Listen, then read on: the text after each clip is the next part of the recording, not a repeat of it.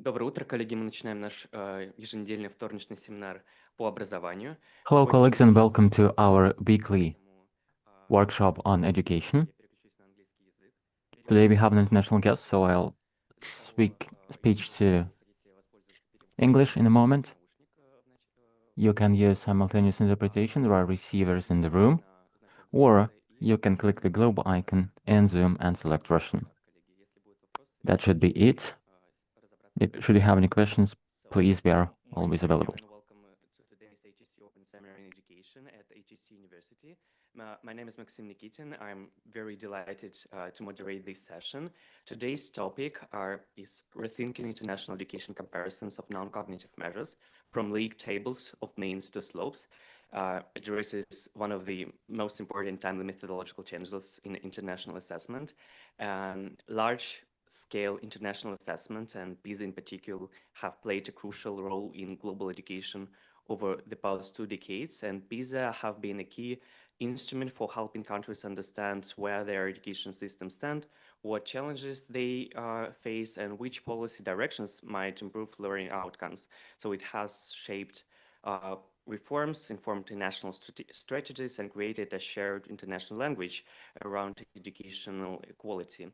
But as powerful as these comparisons are, they also raise an important question for sure: what might we be missing? So, and what else should we take into account when interpreting cross-national data, especially when it comes to non-cognitive measures such as motivation, well-being, and attitudes? So this is why today's seminar invites us to reflect on how we can move beyond simple averages to more meaningful comparison. And it is my great honor to welcome our speaker today, Professor Keith Hai Hao, one of the world's most distinguished scholars in educational psychology and international assessment. Professor Hao is a former Chung Min professor and vice president of the Chinese University of Hong Kong, a fellow of both IER and the International Association of Applied Psychology, and an expert who has served on numerous advisory panels for the OECD, including work on PISA, teams, and the study on social and emotional skills. His research in academic motivation, educational assessment, well-being methodology, and cross-national comparison has shaped policy and practice across Asia and beyond. We're deeply grateful to have Professor Hao with us today. And after his presentation, we will hear reflections from two our dearest colleagues, distinguished discussants, Tatiana Kananier, Associate Professor at the HEC Institute of Education, and Anastasia Kapuza. She's the head of our International Laboratory of Research and Design in e-learning. Yeah, Anastasia has direct experience working with the PISA team in Russia, so it brings us an especially valuable perspective of our topic today. Very pleased to have both of them with us today. And let me briefly outline today's schedule. We will have 40 minutes for Professor Hao's presentation. Then we'll have 10 minutes for understanding questions. Then 15 or 20 minutes for our discussions.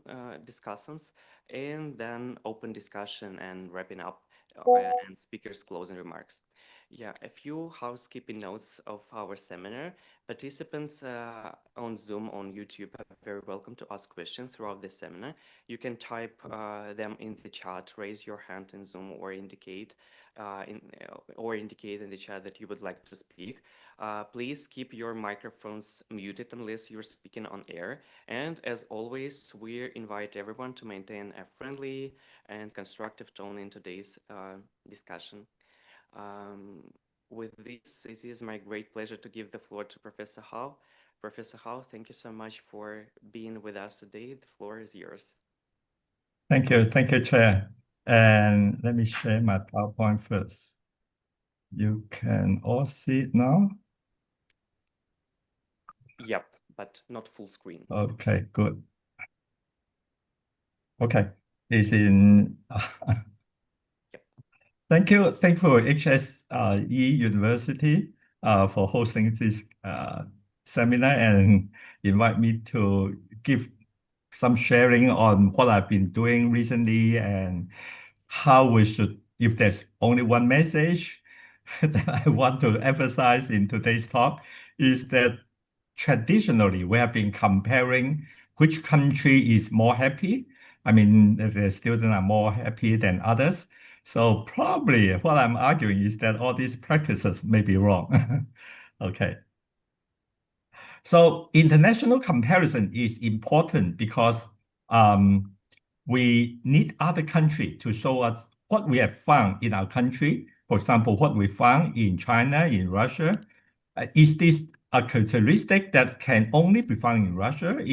Or is it a thing that we can see in all countries? So you cannot differentiate whether this is a thing that it just happened to girls. You must find boys to do a similar experiment to see whether this is a characteristic of the girls or is it a characteristic that's common to boys and girls.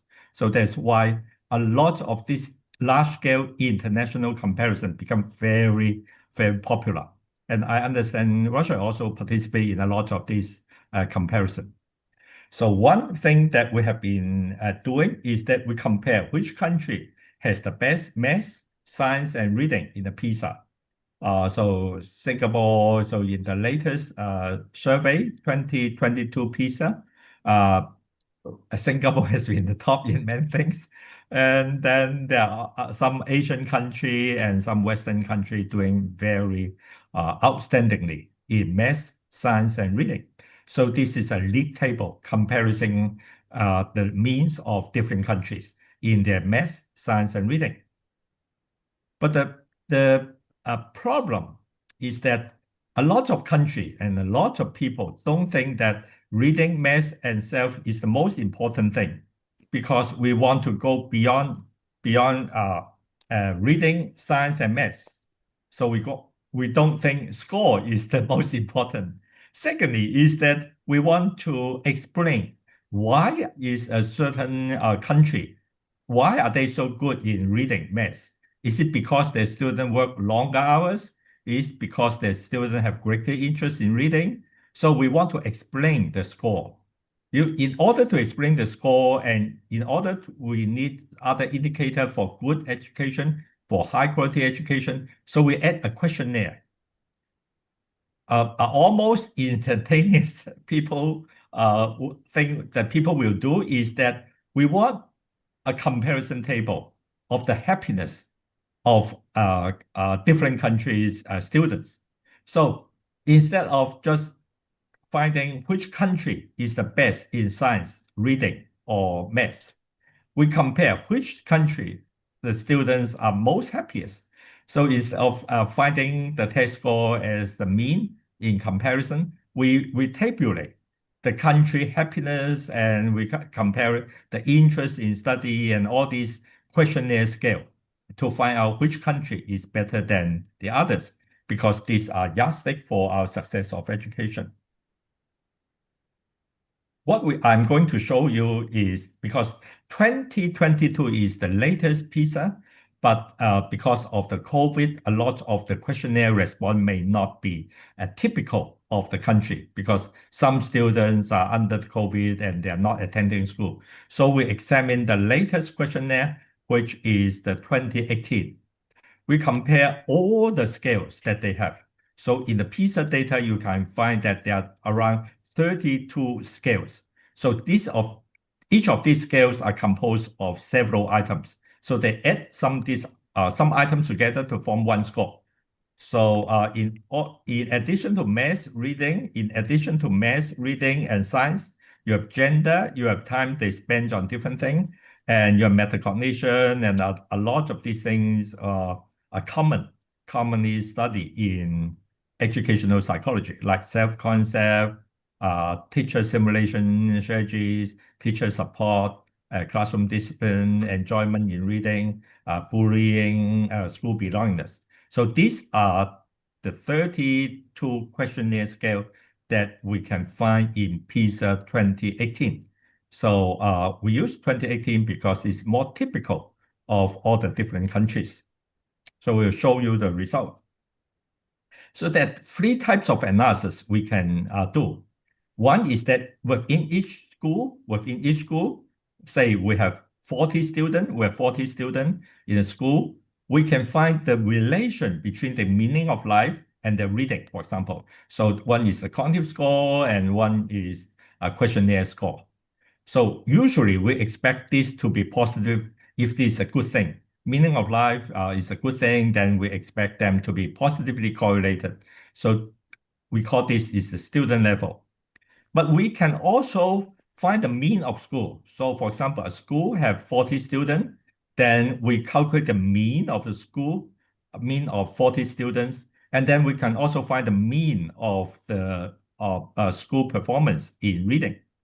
So for example, in a country, you have 150 schools or 200 schools. So we have 200 pairs of school means in their meaning of life and in their reading. So we can also find a relation between these two means. So we have 200 pairs of score. We find the correlation between these 200 pairs of score. So what we are answering, in the first question, we answer in a school, are the students who have higher meaning of life, would they have higher reading score? So the second question we are asking is that whether a school have higher meaning of life on average, will this school have higher average in reading? So this is a level 2, what we call level 2 in a multi-level analysis. We can also add up all the school and find the country mean. This is the country mean in meaning of life. And we can also find the country mean in reading. So if we have 80 countries, then we have 80 pairs of score. So this is the country relation, country level relation. We find whether a country high in meaning of life, whether that country has a higher reading score. So we have 3 types of analysis. So in this, because we have 100 schools, we can find the correlation within each school. And then we average this correlation or average a median of this correlation. And then average, we find the averages within the country. And we can also average it furthermore to become the average of 80 country or 90 country. Similarly, for the school, we can also average the 200 schools in the country and then add them up or averaging them up to become across 80 countries. And then we can find the average of the whole world.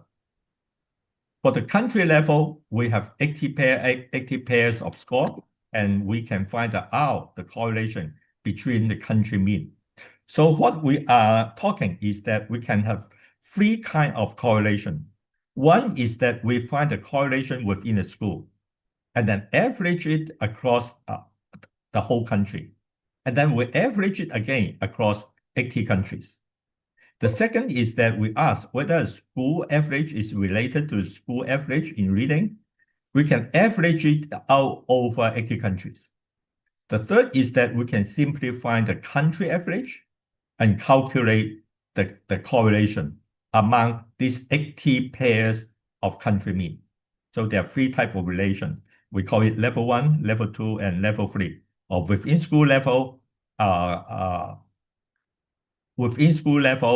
and across school within the country, and then across country level. We have 3 types of correlation.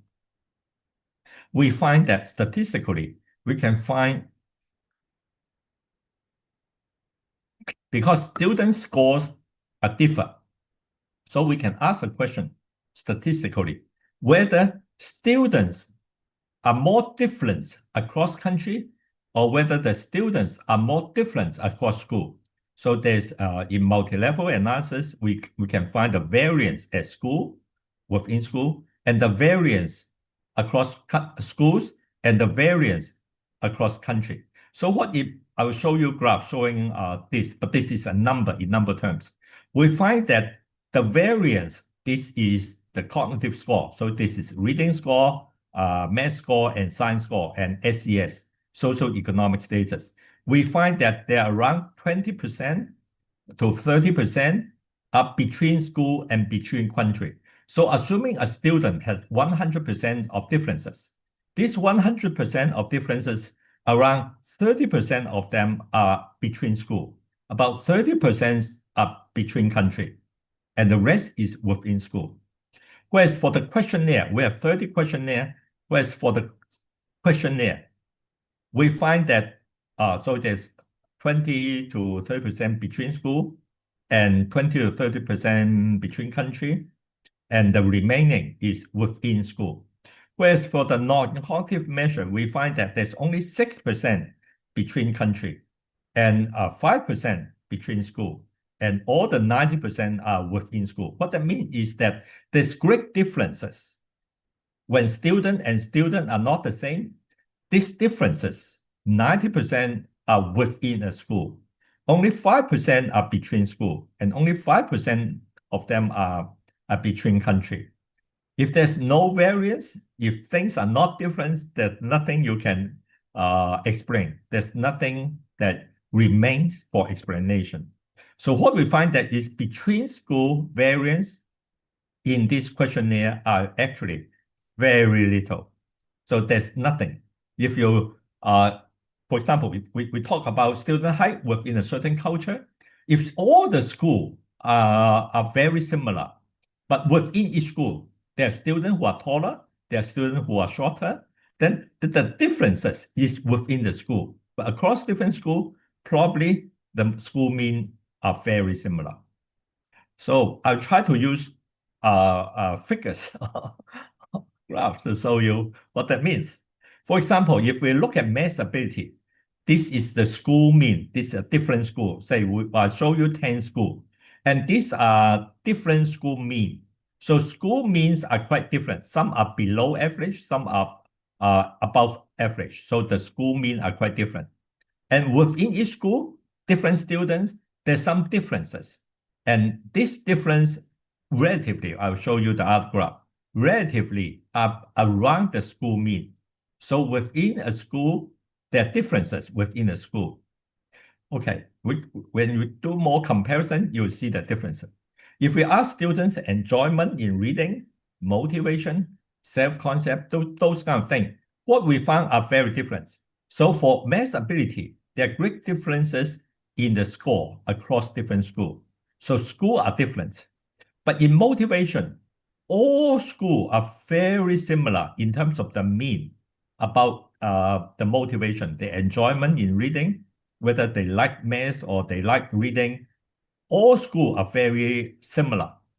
Whereas within school, there's huge variation in motivation. So some students in the school love math, some students love reading, but there's huge difference within the school. That's why we say that there are 90% of the differences within the school. Whereas for math, they're relatively similar. So within the school, the math ability difference are much smaller. So what I'm showing you is that math ability and math motivation, questionnaire, and the cognitive score. Cognitive score refer to the math, reading, and science. So for those cognitive score, the differences between country and the differences across school are relatively larger, 30%. Whereas motivation, the differences between country, the differences between school are very small, like 5%. More alarming, make things more difficult, is that if these are 30 scales, so I have put it into 3 tables. So another problem we find that is if we plot the scale and achievement, we plot in the direction all high score means good thing.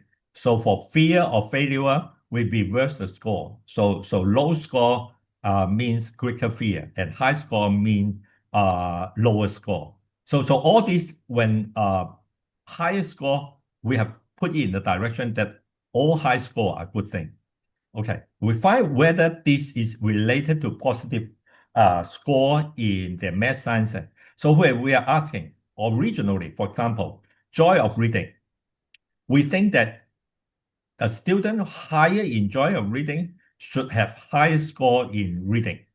So all these good things should be related to good exam score, should be related to good reading score, science score, and math score. So this is what generally our textbook will tell us all these different literature, journal articles are talking about good things should be related to good things.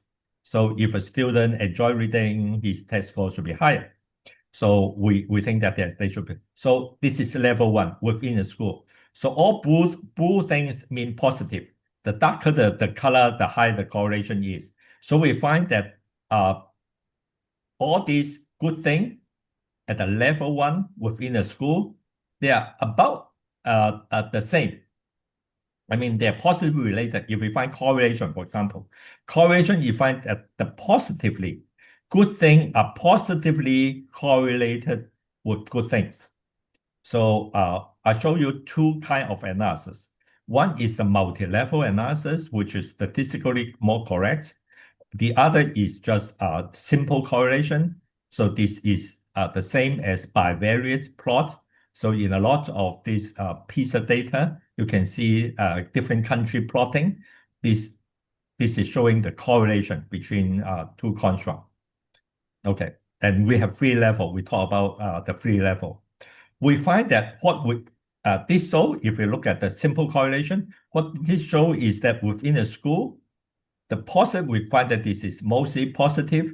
That means positive questionnaire response is related to positive score, higher score in reading and science and math. So this is what the textbook tells us. If you have less bullying, if you have stronger belongingness, if you are more cooperative, if your teachers is more supportive, then you have higher score in reading and science and maths. Okay. But the funny thing is that at the level 3, what we find is that they change the red color. Red means negative relation. So we find that among these 30 score, about 3/3 of them, 3/4 of them, or 2/3 of them, 70% or some 27, 26 scale, reverse in direction, which means is that students who have a country with students who have lower joy of reading, actually have a higher score in reading. So everything changed into the different direction. I'll show you some graph as well. So as students who have perceived competence, so we said that students who are competitive or who have found greater teacher support, who are more resilient, we call them into a good direction. Means high score means better classroom climate, and all these good things in a country. If they have all these good things, we find that actually their reading score actually is lower. So this is funny. At the level 3, a lot of things. And this is not only in simple correlation, this is in the statistically more appropriate 3-level analysis. So mean of correlation, this is actually showing a thing that we also talk about. Mean of correlation is not the same as correlation of mean. This is a statistical phenomenon that statisticians talk about it like in 1960 already. And we wrongly assume that student level relation will go up to the country level. So when we are talking about in a country, we give advice that you have to make your student happier, enjoy reading. So probably that's correct. But in terms of the data, actually what the data show that is that country who have higher enjoyment in reading, actually they have lower score. So we find that they are changing in direction. So what I've shown you is one way of predicting if you are really running a lot of multi-level. I want to show you there are 2 ways of doing this. One is that we predict the non-cognitive measure, we predict the questionnaire. The other way is we do it the other way around. We can use the questionnaire to predict the cognitive. All these show the similar kind of results. So this kind of result changing in direction is quite robust. They produce the similar reversal of relation when you go from level 1 to level 3. So if you are still not sure whether you understand or not, I'll show you some other graphs. So here is 15 countries. So 15 countries, in each country we have 10 schools. So what I'm showing you are 15 countries. These are different graph is each graph represent one country. But within a country, you will have 10 schools. So you find that the 10 schools actually overlap a lot, which means that the country looks similar, all different countries look similar, and within the country, all schools look also very similar. This is 5% of differences. But within the school, there are students who are high and students who are low. So what I'm showing you is the distribution which is close to what we show in the statistical analysis, which is between the country differences are small. Between differences across different schools, they are small. But within each school, the difference is large. So this is the kind of graph we show. So why? Why is it? So we ask students, are you happy? So in Russia, in China, in America, in different countries, I mean, when you ask students, are you happy? So what is the references they are using? When they say that strongly agree, strongly disagree, what are they agreeing with? Actually, we find that from the result, when students are asked, are you happy? Do you feel your student bully you? They usually refer, our results show that students usually use their classmate as a frame of reference. So they will compare look around their class and then decide whether you are the happiest, whether you have the highest enjoyment in reading or not. So all these are within school comparison. Within school, they never use American students, they never use Chinese students, they never use other country students to compare, to decide whether they are happy or not happy, because our results show that 90% of the differences are within a school. So that's kind of graph we show. So we find that's a great limitation. So if you want to emphasize strong happiness, I'll tell you that even in Finland, they have a day, what they call the International Failure Day. So students actually compare with themselves. They have to find out whether they are happy or not by comparing with the student. If you don't give enough unsuccessful failure experience, they won't learn and grow. So one thing that I usually challenge the teachers, how can you make your students very happy or eternal happiness? Would you bring them to the heaven, or will you bring them to the hell? If you have 5 minutes, where would you bring your student? I think if students find that they compare to the other students, if they have experience finding they're working in a extremely hardship condition, then they will enjoy their study forever.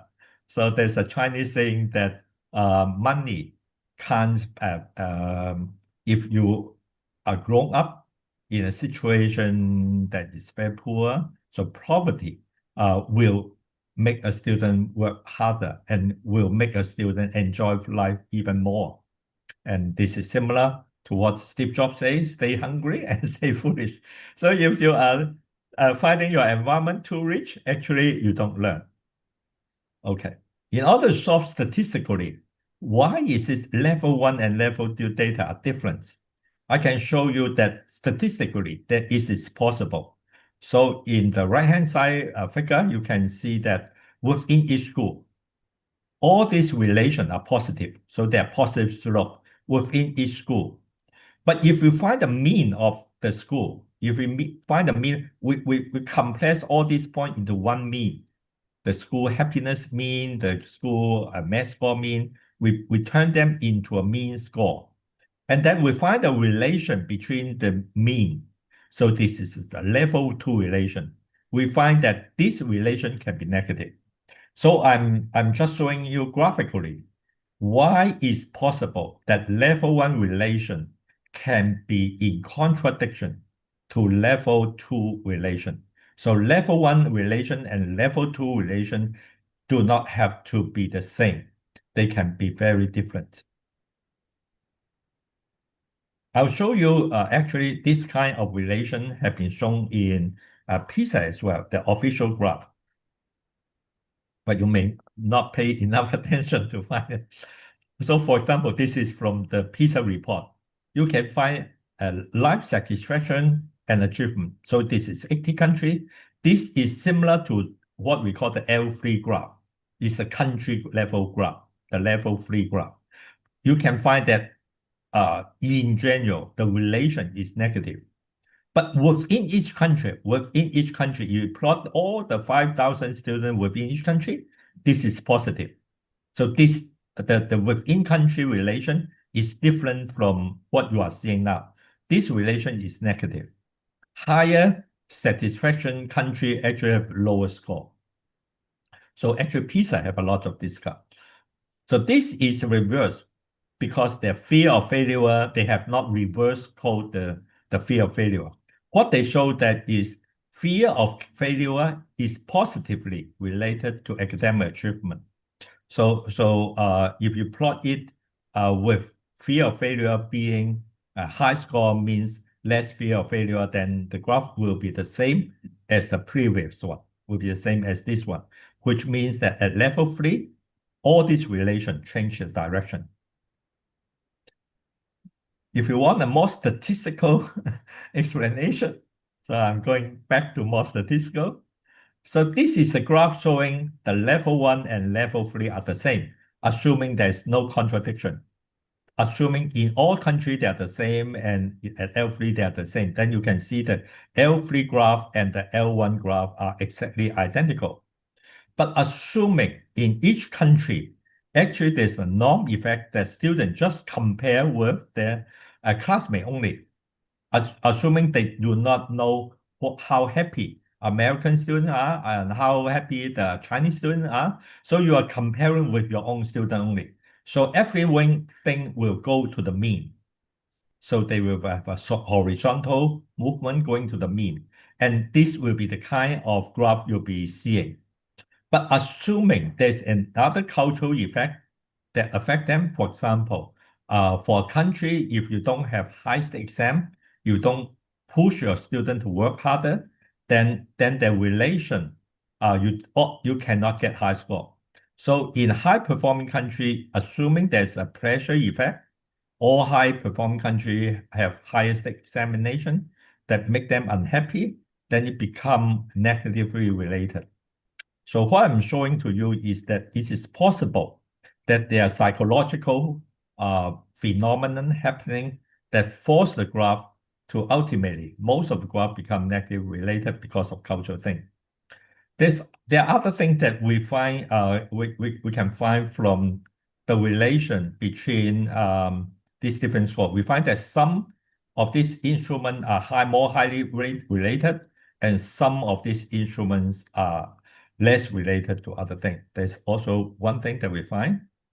So what are the recommendations? We recommend that we should routinely check the ICC, percentage of variance that I just showed you. And we have to examine the cultural contextual effect. And reversal are not necessarily wrong, but can be L1 relation. There are things that we have to explain in L3. And I would recommend doing fewer country and more 2-level kind of multi-level analysis rather than doing a 3-level one using 80 countries. And users of league table should be discouraged. If you want to do it, you should compare among the culturally similar countries and try to control some of the cultural related variable. And COFA is a comparison of the mean. And COFA kind of analysis between countries usually give you the wrong answer. And use multi-level and find the relation as much as possible. And consider 10, 20 percentile extreme point rather than just a mean comparison. And if you are talking scales, in smaller city, because a lot of time we use PISA scale for our other study. Our suggestion is try to use check your question validity. Perception, we have two kinds of question. One is agree, disagree, there's a perception kind.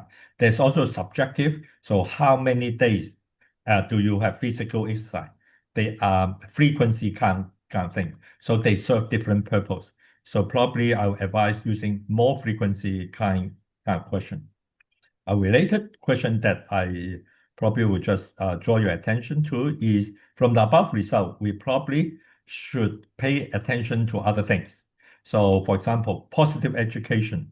Uh, this is a start, not a finish. So we should not put happiness as the end, because happiness a lot of time are not telling us things.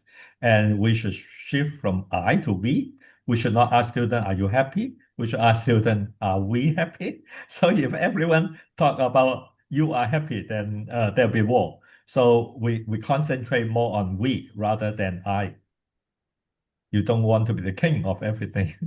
And then in character building, we should provide students more chance to experience adversity. So because students are comparing the neighborhood in order to make their judgment, in order to make whether they are happy and not happy. So having a chance for students to experience hardship actually is good. And we should promote community service. Probably I'll just stop here. Thank you. Thank you so much, Professor Hao, for your stimulating talk. I got so many insights. We'll now open the floor for understanding questions, short clarifications on any part of the presentation before we proceed to the discussants or reflections. So please feel free to raise your hand or post your question in the chat if there are any questions. Oh, I saw... So we have a question in the chat. If the questions in the rankings, like PISA, do not take country features into account enough, maybe we should clarify the questions rather than use complicated methodology of the comparison to allow a simple comparison. This is the first question. So the complication. So usually we have two types of questions. We can ask them you subjectively. So are you happy? We find that from all these instruments, we find that actually students compare with their classmates. The other question is that what we call frequency count. Frequency count is so a relative question is that in a lot of PISA, we still have, actually they are shifting to have more frequency count question. So are you doing a lot of physical exercise? Agree, strongly and disagree. But you can also ask how many days in a week do you have physical exercise? So I would encourage that you have more frequency kind of question, but it's complicated because sometimes it's not the amount of money you have, it's the perception whether you are rich is important. What that means is that we can ask them to count how much money they have in their pockets. So it's a frequency count. But you can also ask, do you think you are rich? So this is a perception kind. But which kind of question is more important? I won't say there's one conclusion only. It depends on the research question. Sometimes it's the perception, which is important. Sometimes it's the actual frequency. But I think in a lot of study, traditional education psychology study, we often rely on students' perception, which may not be actually very useful. That's the case. So I think that a cross-country comparison is always difficult. And I recommend you try out both kind of questions. Yes. Yeah, thank you. We've got one more question. If the variation within schools is greater than between schools or countries, then how meaningful is it to talk about country or school differences? So for what cases is not this? meaningful? A simple answer is that if a country compare country, in which country is happier? To me, it seems that our conclusion from the study I just showed you is not meaningful. There are various things. Is that one thing is that if you plot all the country, actually unless you standardize and make the difference huge, because when you standardize the thing, the differences can be look bigger. But actually, in the real scoring point, it can be to the second decimal. I mean, in the real score. So all this comparing across country. So we encourage you to compare the slope instead. So, for example, the girl-boy differences in different country, whether this is the same, and the SES slope differences, whether this construct relation to SES, this is usually a measure of equity. SES relation is socioeconomic status relation is equity. So we are encourage people to look more at slope rather than mean. Mean may not be very comparable because students are not comparing themselves across different countries, but slope are within country comparison. You measure the differences in the slope, the differences. So this is comparison of the differences across different countries. Yes, I don't know whether I've made it clear enough. So slope are more important than mean. What we are arguing is that. Yeah, thank you for your answers. Colleagues, are there any more questions or comments? I guess no, and we will now move to the discussion part of our seminar. I'm pleased to invite our first discussant, Tatiana Kananir. Tatiana, please, the floor is yours. Thank you very much. And I'm really very honored to be a discussant for Professor Hao presentation. I'm not a methodologist, but still I want to point some moments what looks very important for me in the topic. First of all, large-scale assessments make a very good thing for non-cognitive variables, because when first in PISA included well-being questionnaire, it really moves things further in this question.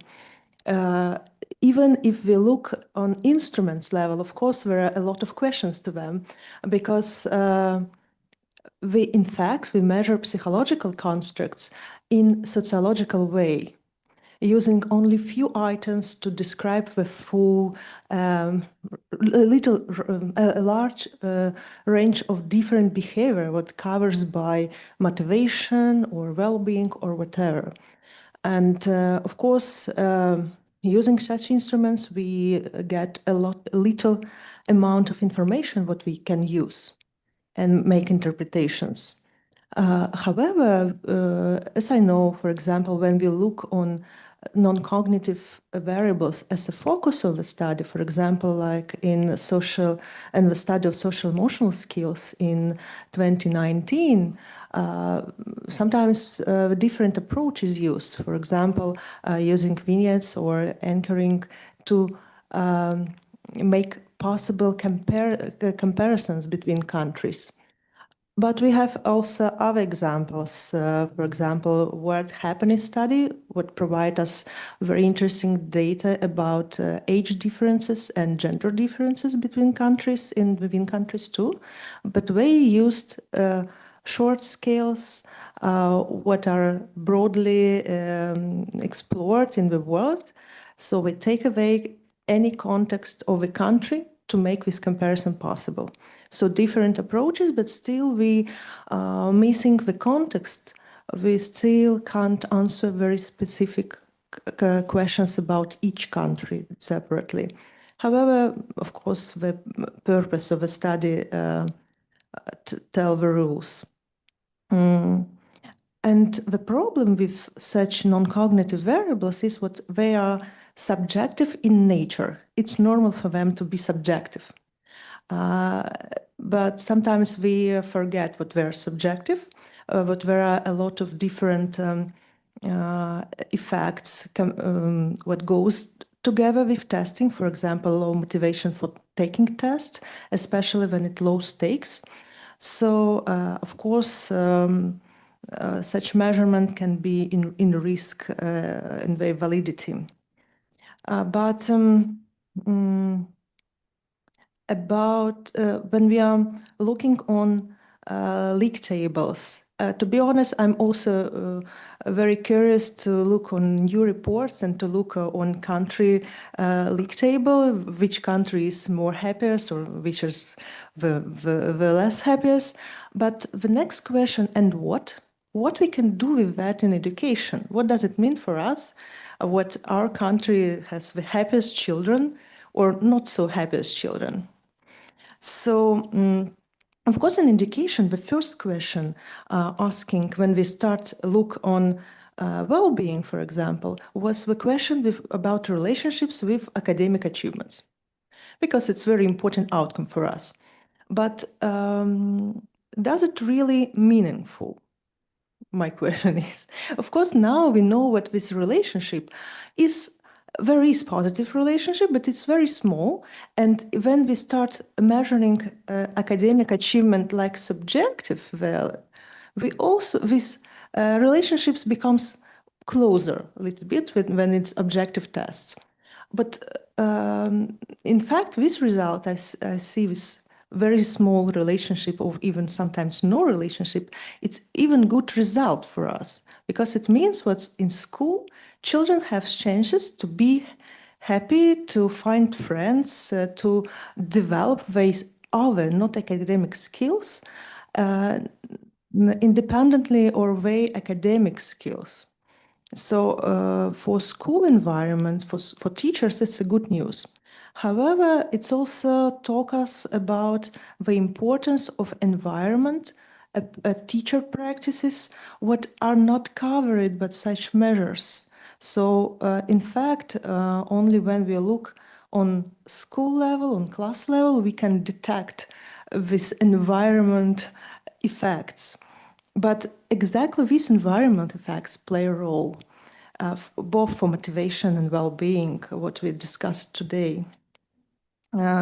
So my position is what when we look on the data of international studies, of course we have to look answering the question why we are looking on this phenomena and what we want to change in school life, because in opposite we are always in competition with other countries, but it's very difficult to be competitive in motivation or well-being, because we even in fact really look very different on meaning.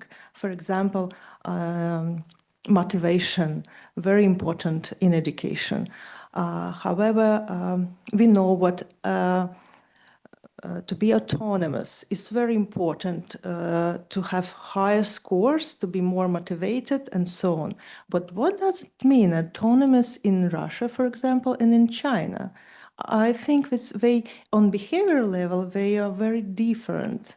And even sometimes culturally impossible to realize practices what we see in autonomous in Finland and even in Russia. However, relationships with autonomous and different practices are the same. So yes, I think I will stop here. But summarizing, so the point of maybe changing instruments, of trying to find another approaches to measure the subjective variables, it's important, and also asking the question why we want to measure and find out something about non-cognitive variables. Thank you. Thank you, Tatiana. Now I would like я хотел после, no? Professor, how would you like what would you prefer, to keep all the reflections to the discussion part or to respond now? How would be better for you? You mean in response to the comment that I've just heard? Yeah, we'll have one more Okay. discussant and then the discussion part. Then, So then maybe we can go. Yeah. I think I can we can have the other comment first. Sure. And I can respond together. Sure. So let me invite Anastasia to share her reflections. Yes, thank you. Thank you, Professor Howe, for your presentation, and thank you for the opportunity to participate in this discussion. And to be honest, I really want to make it as a discussion. So first of all, let me shortly introduce myself. I'm, as well as Tatiana, I'm not a methodologist, but I have an experience with PISA teams and other international large-scale assessment. So first of all, I worked as an analytic for these assessments here in Institute of Education. So we used contextual questionnaires, cross-country comparisons, and that's all. And as a student, I participated in quality monitor of PISA. I checked open-ended questions, so I know these assessments from both sides as hands-on activity and as an analytical databases. So to be honest, I'd like to raise a question that Tatiana basically started to raise. Do we still need this comparative large-scale assessment for us as a policymakers, as an analytics researchers, and so on? Is it still useful for us? Is it still value? Do we need this information? Because first of all, for more than 2 decades, these like country leaks are kind of the same. Asian tigers on the first places, Russia was before above OECD average. So we kind of know what we are going to get in terms of reading and math, at least. Maybe not about happiness, but all the cognitive measures are kind of stable. So what's the new information we are going to get from new, I don't know, PISA 2030, let's say? So secondly, the landscape is changed in different countries because a lot of countries basically now have their own, not PISA or teams, of course, but their own monitoring systems, which are more country specific, cultural specific.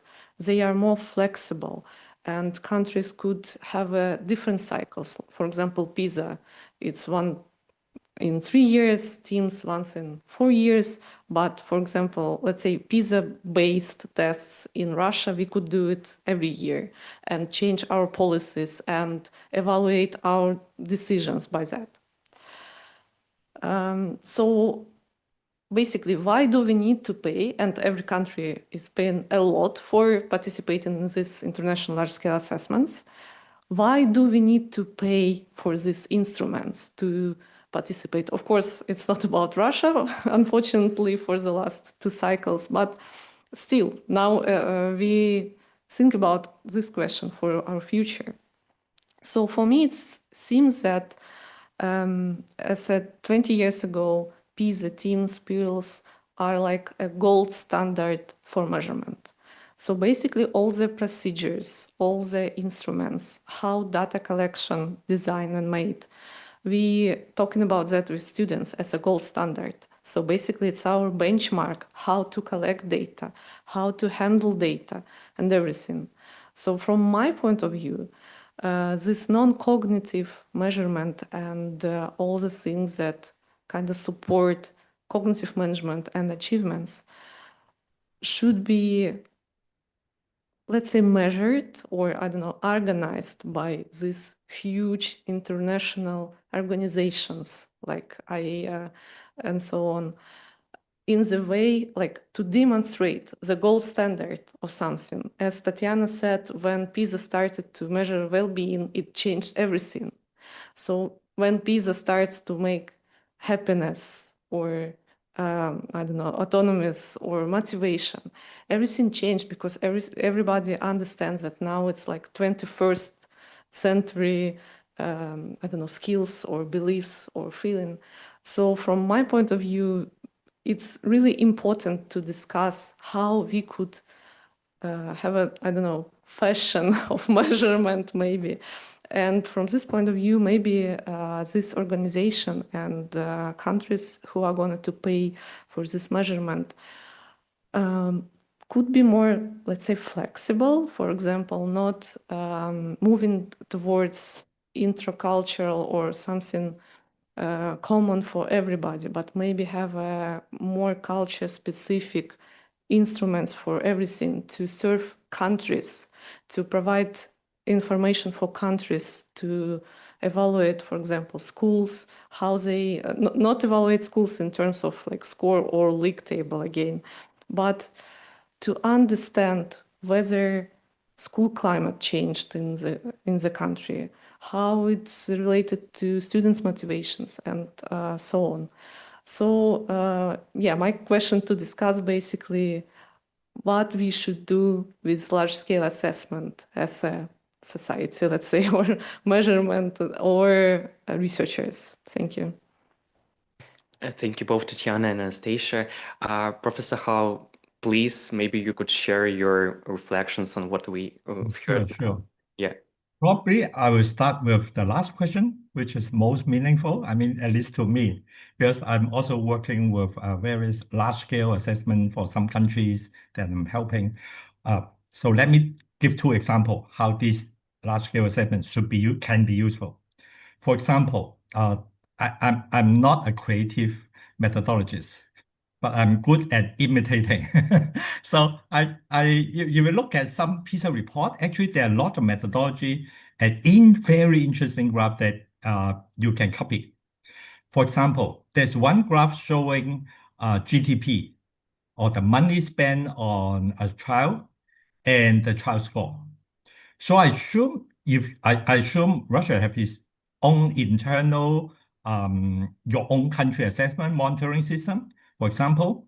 So you can plot your different cities, your student performance, and the amount of money, or your student and the SES of the student.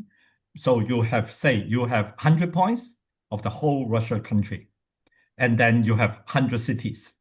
And you find that with more money, your student performance go up.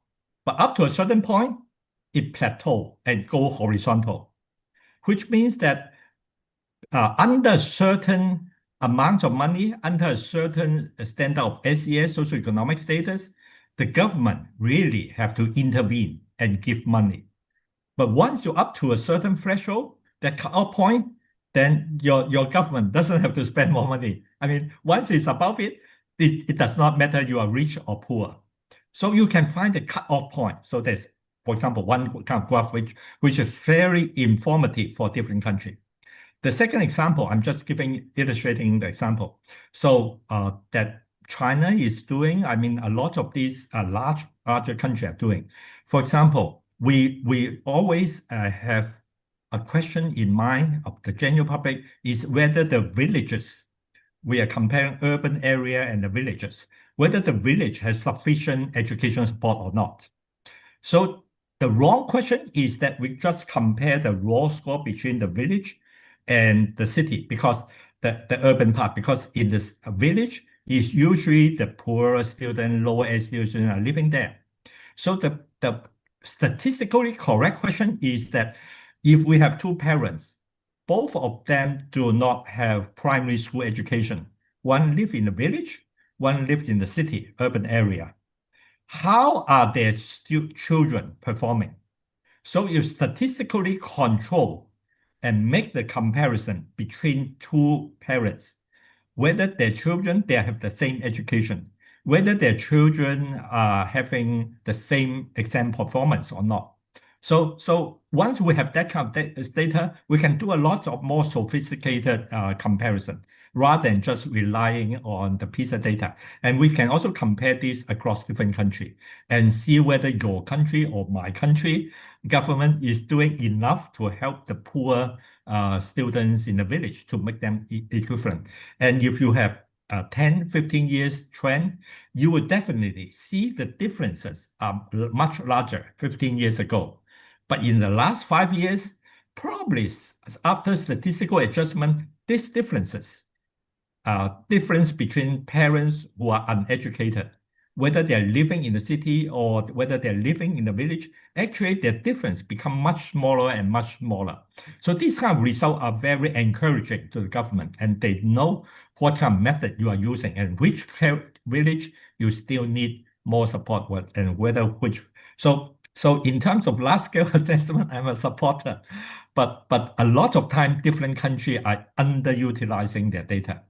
So you try to look at example of graph that other countries are doing. So I can be more imaginative by using the example I just quoted. You can examine what kind of professional education we have to give to our teachers, for example. We can answer that question. So you find that when a city have teachers who are more educated, their student score go up. But up to a certain point, teachers don't need a PhD.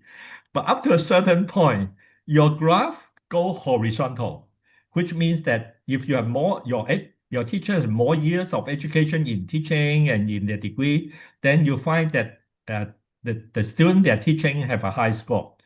And for certain subject, this is important. For certain subject, teacher professional development is not important. But for some subjects, it's important. So you can find that how many years of education should I give to my teacher in order to reach the turning point.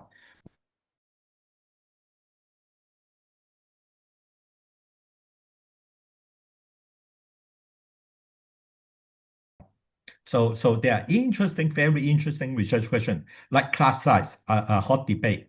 So a lot of people believe that smaller class is good, but how small it should be more. So from this data, you can tentatively, although not 100% statistical correct, but you can find some rough pattern that you can use in your policy decision.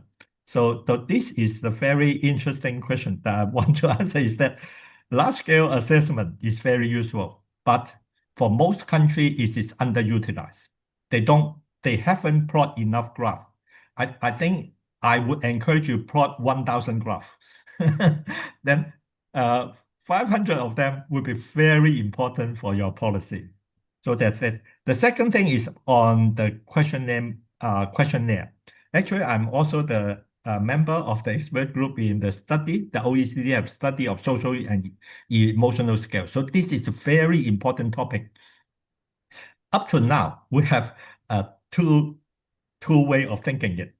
The first is that our current instrument is not good enough, which means that probably we have to ask students wear the watches, the digital watches, that they can monitor the student every day, 24 hours of a heartbeat and all those kind of things. So the one is that our instruments perhaps are not good enough. The second perspective is that it may reflect human nature.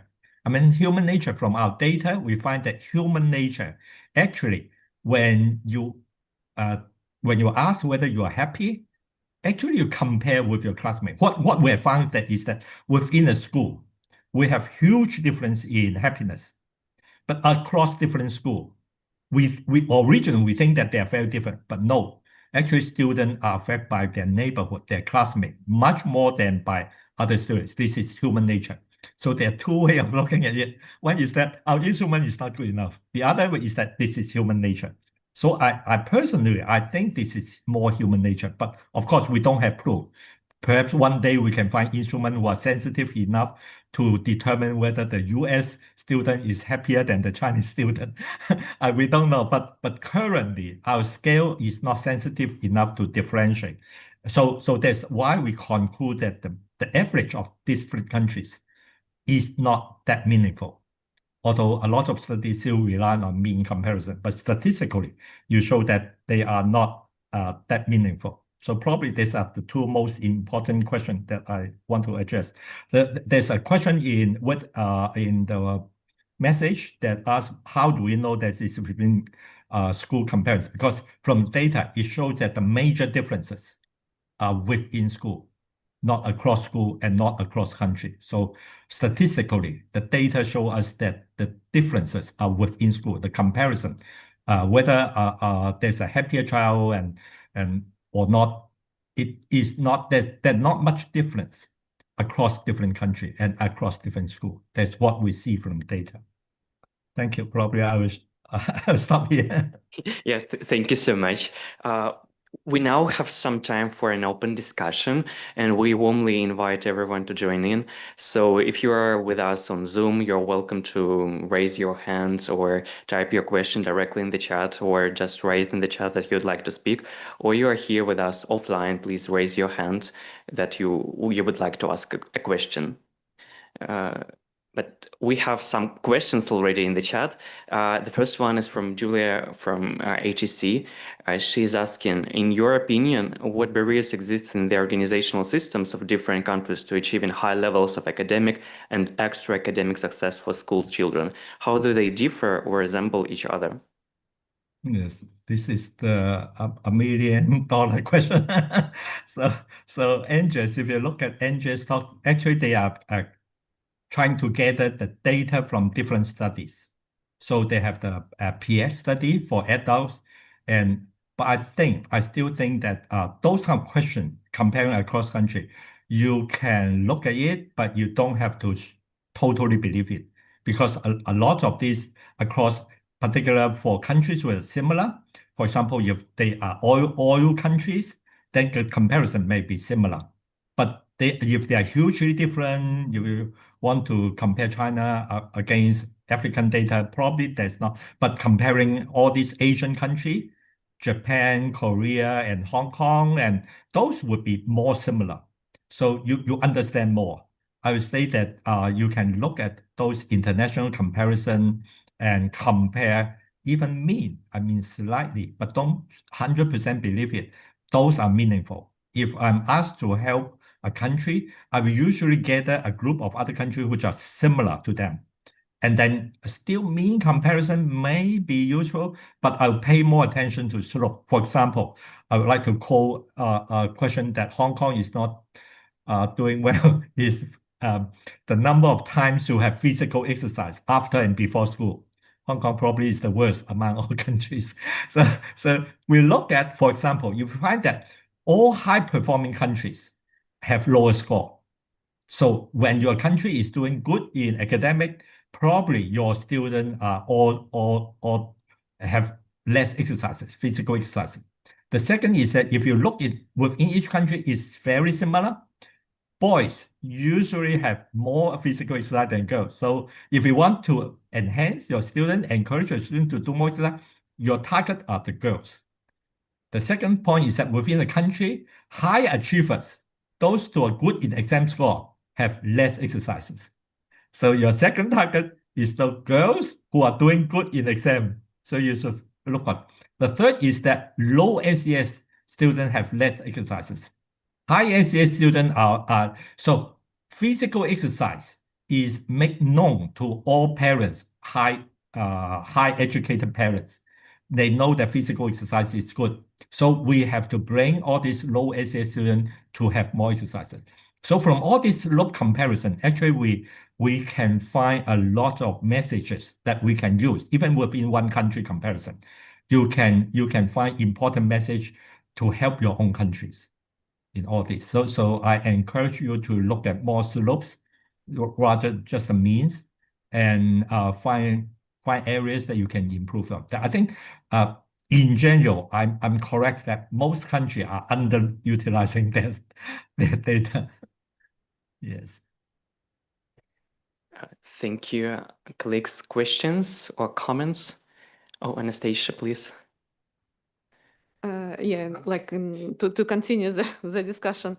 Don't get me wrong, Professor Howe, I know that, and I really appreciate that Russia participated in PISA, and a lot of things that we know as a, like basic level now in education are because of PISA and teams. For example, basically everything about social economic status and how it is related to motivation, academic achievement, different academic achievement, school composition and everything.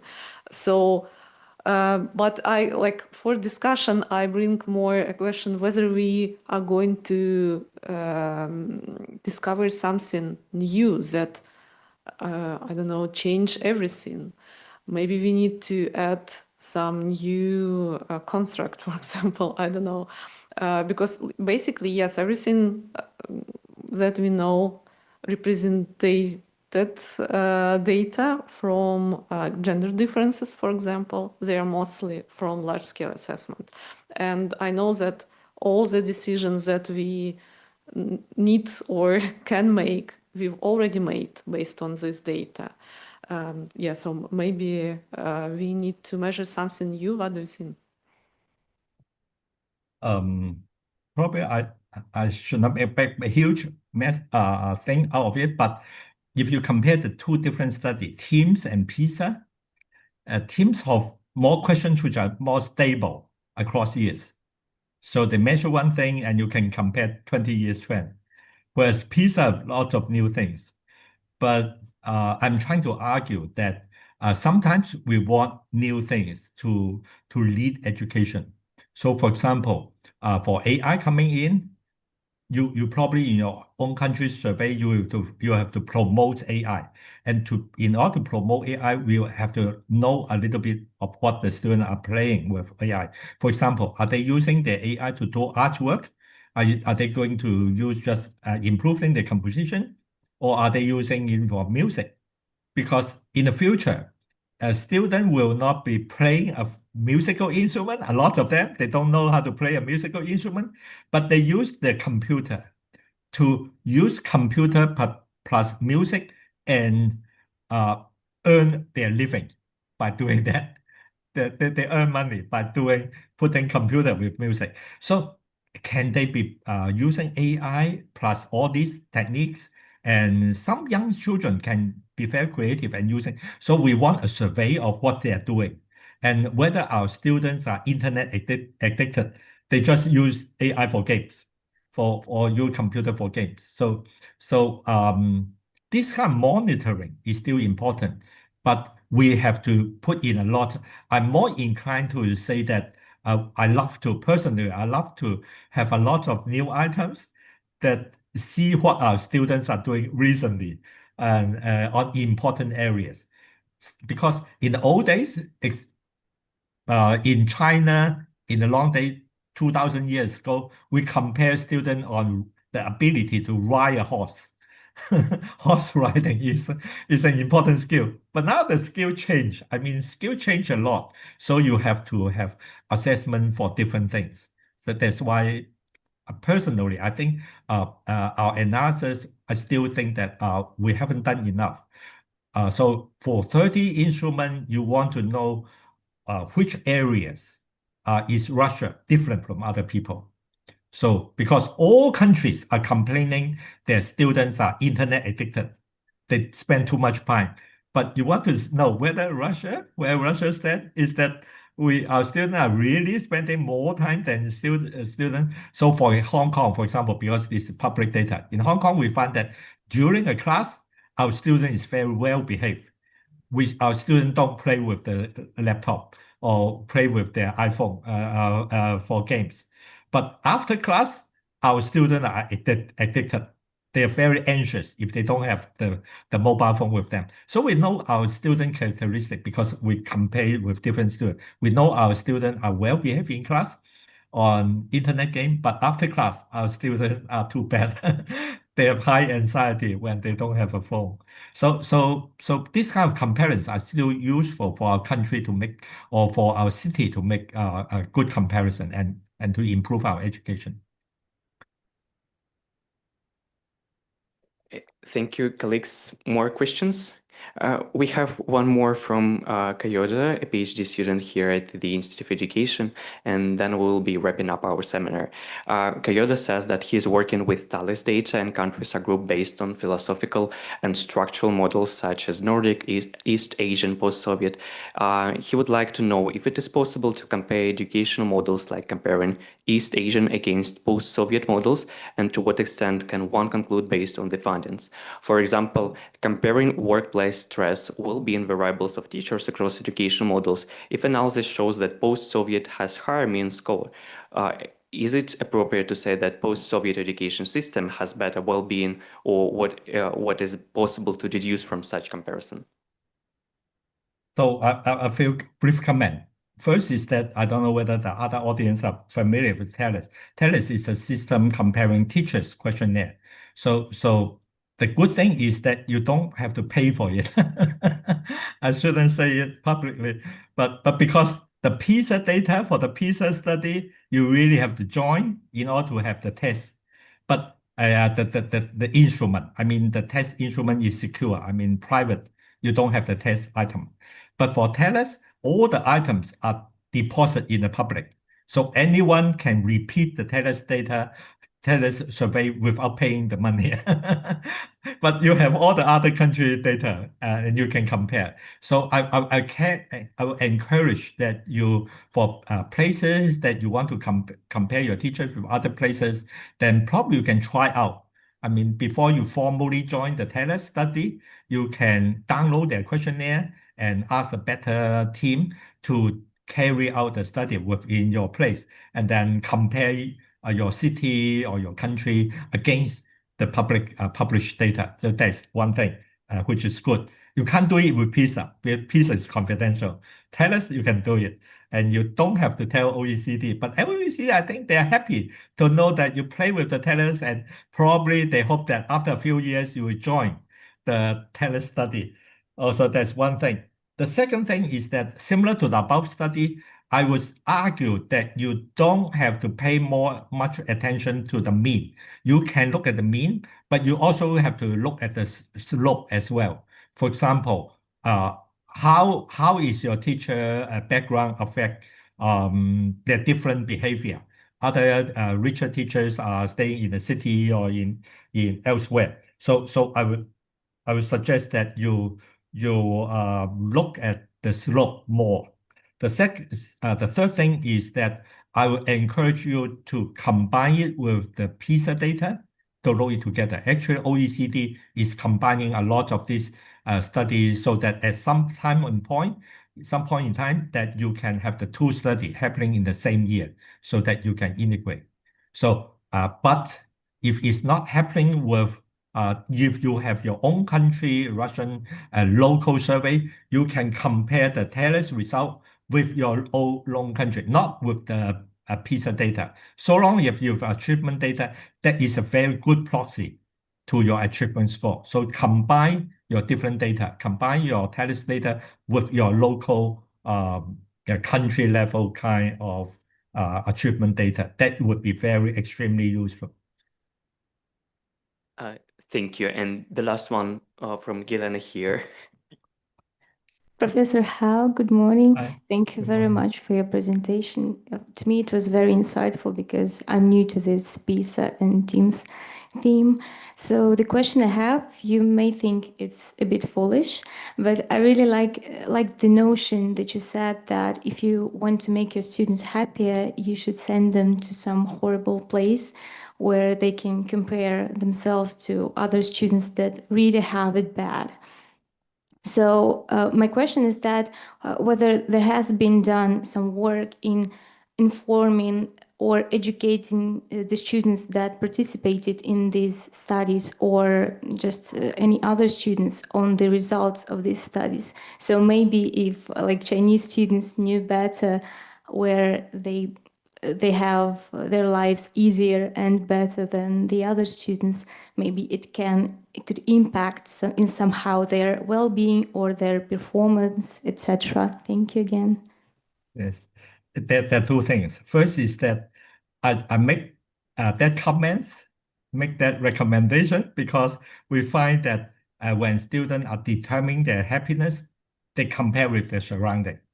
If they don't have poverty kind of experience, if all their classmates are rich, then they probably will look for business class airfare for summer holidays. If they can't get business class, they won't go for holidays. I mean, once they are living in an environment that they are all rich students, rich environment, then probably their happiness have to get to a much higher level before they become happy.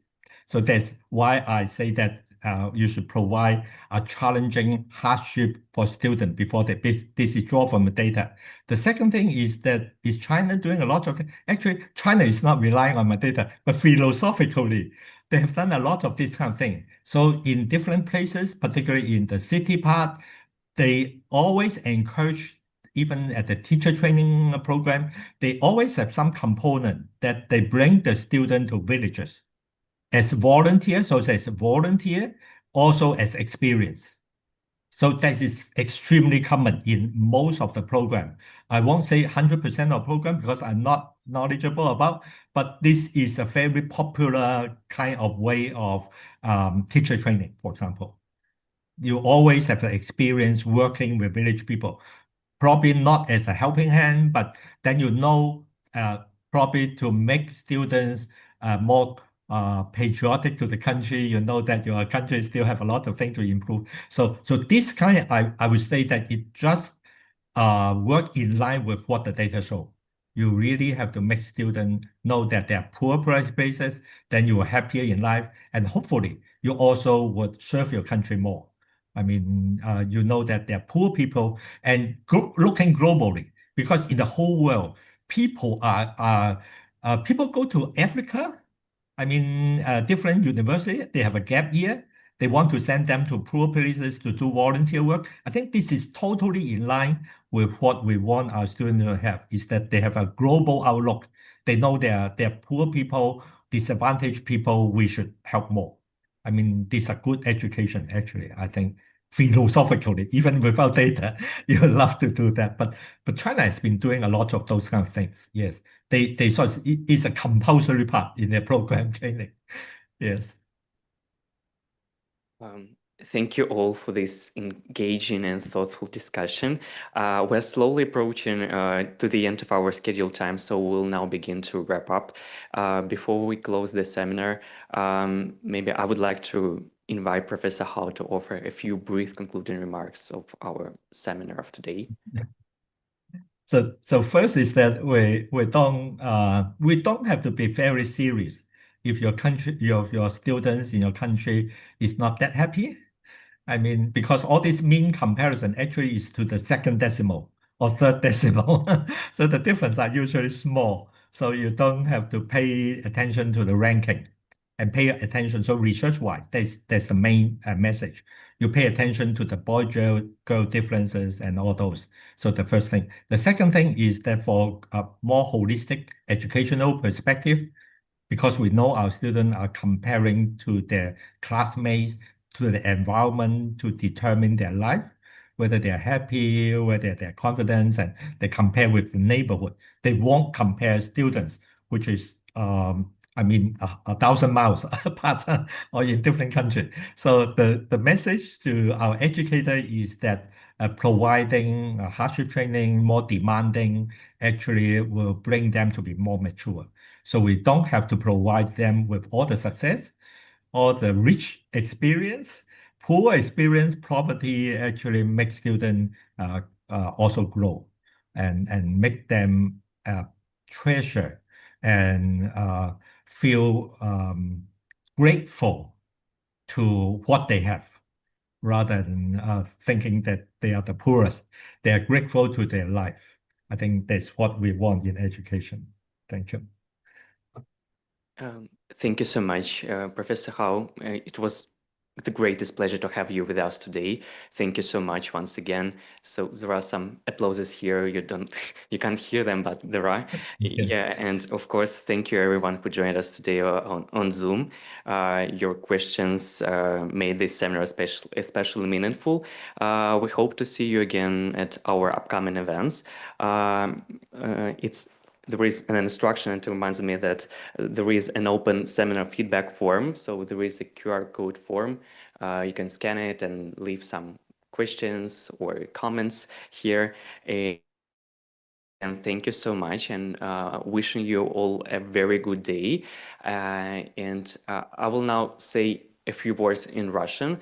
So, коллеги, спасибо большое за семинар, что сегодня Colleagues, thank you once again for joining this morning. It's time for us to wrap up. Do make sure to scan the QR code and leave your hopefully kind feedback for us. The next workshop is on December 2nd, how the educational content for future engineers should change, delivered by Mr. Fedoseev, chair of the STEM Club Association. With that, thank you so much. We're wrapping up.